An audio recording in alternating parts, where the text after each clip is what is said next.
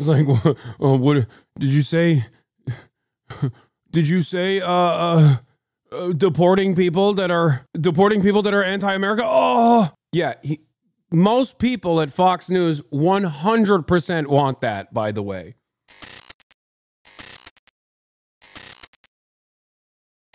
Latest on the Trump administration's immigration crackdown spreading to college campuses as federal agents take action to detain and deport foreign students across the country.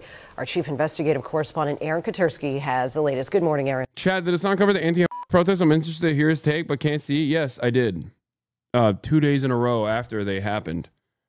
And good morning to you, Lindsay. This is across the country, but the Trump administration is signaling it's only the beginning. This morning, the Trump administration is targeting a half-dozen international students as part of a crackdown on pro-Palestinian campus activism. The latest, Alireza Daroudi, an Iranian graduate student at the University of Alabama. The Department of Homeland Security saying this individual posed significant national security concerns, though his attorney told ABC News he knows of none, and said Daroudi is pursuing a doctorate in mechanical engineering. His detention followed this arrest of Tufts University doctoral student Rumeysa Öztürk. Federal agents in hoodies and masks surrounding the Turkish national, placing her in handcuffs and leading her away. This morning, she's in an immigration detention facility in Louisiana after being accused of engaging in activities in support of Öztürk, a Fulbright scholar, co-wrote this op-ed criticizing Tufts for failing to recognize Palestinian genocide. Hamas is not mentioned. She makes sure that she doesn't offend anyone, let alone, possibly incite violence. She is not that, but she's not aggressive. No criminal charges have been filed against any of the detained students. Their right to free speech is protected, but the administration says their right to be in the country is not. Every time I find one of these lunatics, I take away their visa. The courts have not weighed in on the administration's approach, which experts say is unprecedented. I have not seen before the kinds of aggressive tactics ICE is now taking to apprehend students in their dormitories on campus or near campus for immigration enforcement types of actions. And later this morning, Rebecca, a judge in Newark, New Jersey, is going to take up the case of detained Columbia University graduate Mahmoud Khalil, whose lawyers say is being held unlawfully. The administration says Khalil poses a risk to foreign policy because of his organization of protests against Israel. Rebecca. All right, Aaron, thank you. So you got all these people coming to the country, taking away scholarships, different activities for Americans, but they're going on these college campuses and they're protesting. We see linkages to Hamas. We see linkages. Yeah, totally. I tweeted about this earlier, by the way, and predictably every stupid person with a blue check mark responded with just incorrect information, I guess. But it bears repeating, and I will continue saying this until, I guess, the laws are changed, and I hope they don't change, for the record. But I said, something that gets brought up in conversation about ICE kidnapping students for not being pro-Israel enough is the government falsely claiming they support. And I want to make something very clear. Supporting is not a deportable offense. It absolutely falls under First Amendment protections, okay? The bar for deportation or the revocation of your student visa or the revocation of your legal permanent residency status is infinitely higher than I don't like what you have to say. That is precisely why there is currently a legal battle taking place. And I don't know why. I mean, I do know why so many people just refuse to recognize this reality. But there were so many people. They're here on visas, bro. No country would allow them to do what they're doing on a visa. This country does. It's in the Constitution, is what I responded with. They're here on visas, bro. They're here on visas. It's like, it doesn't matter. And one of the funniest ones was a dude trying to duke it out with Grok in my replies. And I'm trying to find it really quickly. I don't know if I can find it, but it was just like a guy who kept asking Grok if what I was saying was true. And then Grok being like, yes, what he's saying is true. And he just kept being like, well, do they have, does the First Amendment extend to non-citizens? And the Grok was like, yes, it does extend to non-citizens. He's like, well, what if these non-citizens are pro? Oh, here it is. This is the funniest thing. First of all, I think I'm sorry, but if you're one of these guys that's constantly asking ChatGPT or Grok what the answer is, I really have an unfavorable opinion of you. I'm going to be as gentle and as polite as possible. Just fucking Google it on your own, okay? If you're constantly asking a chatbot what to think, I'm sorry, you are dumber than the dumbest human being. You have officially become like dumber than the average person because you're like, I'm going to ask a fucking machine what to think. You're letting a machine that quite literally lies, and it's called hallucinations, okay? And it's not its own fault. It's just, that's just what the AI is. What's the difference between asking ChatGPT and Google? The difference is you're so fucking lazy that you want that shit to be soft served to you. That's the difference. Asking Google is already easier than going to the library and doing a lot of reading and doing the research yourself if you choose to see fit. But asking ChatGPT, on the other hand, is unironically dumber than Google. And Google has its own AI AI tool as well, which I also despise. It's wrong. It's wrong. It has the capacity to hallucinate. Okay? You have to rely on critical thinking skills. You have to keep using your brain. I know it sounds insane that I'm saying this, but like, please. But it's additionally, you are the lowest form of human is basically, this is the equivalent of asking your toaster what to do. Okay? Oh man, I have a real big decision ahead of myself, toaster. What do I do? Toaster doesn't respond, but you're like, but please respond to me, toaster. Like, this is so dumb. In any case, at Grok, does sympathizing with fall under First Amendment? Expressing sympathy for is generally protected under the First Amendment as free speech, provided it doesn't involve material support, e.g. money, training, or incitement to violence. Legal cases like Holder v. Humanitarian Law Project distinguish protected advocacy from unprotected actions. Despite terrorist designation, independent speech remains safeguarded, though the issue sparks debate over security versus rights. Does this include green card holders? Green card holders likely have a First Amendment right to express sympathy for Hamas without criminal punishment, unless it involves material support for or incitement. However, they face potential deportation risks on those who are fully protected. Recent cases like Mahmoud Khalil's arrest highlight this disparity, with debates ongoing about free speech versus national security. This answer isn't very clear. Do they or don't they have First Amendment rights? Is deporting them legal or illegal? If they're deported, on what legal grounds are they deported? Green card holders have First Amendment rights, but these may not prevent deportation under immigration law. Deporting them for speech is legal if tied to security risks like supporting terrorism, though it's debated. Grounds typically fall under INA, e.g. aiding groups like Hamas. He just like, how are you getting owned by an artificial chatbot? You could have spared yourself this embarrassing moment. You didn't mention what kinds of support in your original tweet. Supporting Hamas is not a deportable offense. It absolutely falls under, we're talking about ICE kidnapping students for not being pro-Israel enough. Of course, I'm not talking about offering material support to Hamas, okay? You can't do that unless you're offering material support to the IRA, in which case you can do that, and it's a favorite American pastime. One of the few instances where at least a lot of Americans were on the right side of one fucking conflict and did not align with the colonial entity there. I want to make this very clear, okay? It is already super illegal to do those things. And it's also virtually impossible to do those things. There is no way that you can offer material support to Hamas. You can't send them weapons. You can't send them bombs. You can't send them money. Okay? That's not a thing you can do. It is impossible. Unless you fucking figured out like a cryptocurrency wallet or something, in which case it's still very much illegal, and the government most likely will prosecute you to the full extent of the law. Yes. Saying with your words that you support Hamas, even if you were to say that, is not illegal. No matter how much it hurts your fucking feelings. No matter how much it makes you scared. It makes you scared. Okay? Saying you support the Ansar Allah movement or the Houthis or the fucking Iranian state is not illegal, no matter how much you want it to be. To other foreign governments as well, Marco Rubio has made the commitment that he's going to revoke their visa. He said that he's already revoked 300 plus visas. Here's the Secretary of State. It might be more than 300 at this point. We do it every day. Every time I find one of these lunatics, I take away their visa. You're saying it could be more than 300 sure, visas? I hope. At some point, I hope we run out because we've gotten rid of all of them. But we're looking every day for these lunatics.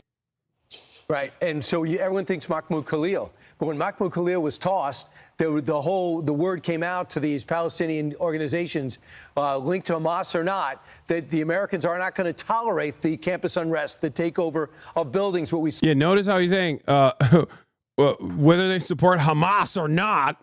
Like, they're not even hiding it, too. It's not like they're fucking hiding it. Like, they're pretty open about it. They're saying, you know, it doesn't even matter if you support Hamas or not. You can't be disruptive on campus. A direct violation of the First Amendment. Even a support for Hamas in and of itself, supporting Hamas is not a punishable offense. This is ridiculous. Just like supporting Israel, which is an infinitely worse force in the region than Hamas ever could be, is not a violation that causes you to get deported. Hasman says you're wrong. I know. That doesn't mean what you think it means. If you had any fucking brain cells, you would understand that isn't the argument that you think it is. As Asmongold says you're wrong is such a funny statement in and of itself. It's like, okay. It's like saying, oh yeah, my dad with a fucking high school education thinks you're wrong. And before you say Asman went to college, doesn't matter. He's LARPing as a person who is a dumbass in an effort to cultivate a fan base of dumbasses. Yeah. He also thinks the real severe violation of free speech is when titties are small in video games. Not exactly, you know, the sharpest fucking tool in the tool shed. Even though he is actually a lot smarter than he presents himself as. He's just LARPing. Saw it almost every Ivy League institution outside Princeton. Well, I didn't really see much there. Now, not only is the campus is going to lose, the college is going to lose money, but they're going to lose people. Now, yesterday we found out that we had one person self-deport from Colombia after Khalil was tossed out, and she sat down in Canada with Al Jazeera to talk about what she thought, why she left. Oh, what a great home for her. What did she say, Rachel? She said the moment Mahmoud got arrested, it sent shockwaves across Colombia's community. He is a green card holder. That's when I realized I have no rights in this system at all. It was only a matter of time before they caught hold of me. Exactly. Rachel, this has inspired some disagreement between us. We normally agree on 90% of the issues, but you're worried about free speech. I'm not. So first of all, I would never be a student in, say, Mexico City and go and protest their government. I'm just not interested. I think that's just rude, and you're not being a good guest, so I'm with that. I also don't believe in violence. You know, I'm a peacenik. Yeah. I don't think we should have violence, and I don't believe in terrorists. I don't want anyone here who has ties to Hamas. That said, I am concerned about free speech. I am a free speech absolutist. And so I wonder, what is the criteria here? Should we be deporting people who say criticize America and American policies? What's the line? Or is it only if you criticize Israeli There are a lot of really good people right now who are very concerned about the chilling effect this could have. That's crazy to hear from fucking Fox News, dude. Hey, don't say that. Don't say that. He's gonna nut. He's getting so close. He's getting so fucking close. It's like, what did you say? Did you say deporting people that are anti-America? Oh, yeah. Most people at Fox News 100% want that, by the way. Not just on these green card holders and these people on visas, but what's the message to American citizens about free speech? I wouldn't worry about American citizens. I mean, it's not American citizens. These are people on student visas and green cards. No, I'm just saying the chilling effect. If you're seeing people, I don't care. I mean, are they connected to Hamas or are they just criticizing Israeli policy? The lawyer I talked to this week, who's representing 9 families, says there's direct linkages to Hamas that they posted. This group, October 6th, get ready for October. Dude, I can't believe they're saying that. I can't believe they're unironically going along with that fucking stupid-ass lawsuit, dude. I cannot. I mean, the well of depravity is endless for criminal support for Israel, but god damn, dude. That one is like a particularly schizophrenic lawsuit. Like that one is so crazy. Like, yeah, dude, the fucking Columbia Students for Justice in Palestine are linked up directly with Hamas. There's a new lawsuit that was presented by a dude who was literally, or a lady, I don't know, but a person who was an Israeli who was kidnapped by Hamas and came back and basically said, Hamas, when I was being held captive, Hamas told me that they were directly in contact with fucking Columbia students. And the proof for it is that the Columbia SJP account that was dormant over summer break was no longer dormant on October 7, before October 7 happened, okay? And not because like school was back in session, but because the implication is that they knew, yeah, in the tunnels of Gaza in early October, Yahya Sinwar, all right, this operation must be of utmost secrecy. Iran can't know. Hezbollah can't know. Even Haniya can't know. Abu Ubaidah, can we at least tell Columbia SJP? Sinwar, okay, fine, as long as they promise to keep quiet. And they're lying about when the fucking thing was published. They didn't even publish it, 3 minutes before the attack. They published it fucking on October 5th, 2023, because they had gotten back to school. One of the most psychotic things I've ever seen. 7th. So there's no doubt about it. There's organizations here. There's also, the hostages were saying that the Hamas hostage holders were bragging to them about their access to American students, the students in America, and that they were going to win the power of basically the publicity and marketing. They also tossed out somebody at Tufts University, caught this PhD student. They also threw out yesterday at Harvard, they threw out Kasina Petrova, who's a Russian research associate, also with anti-American activities. You're over here, you're protesting this country and our allies. Goodbye. I would just say this, Richard. I see your point. I see how it could be chilling. But I want chills to run down the spines of not only terrorists, but people that are residents here. You're a visitor here.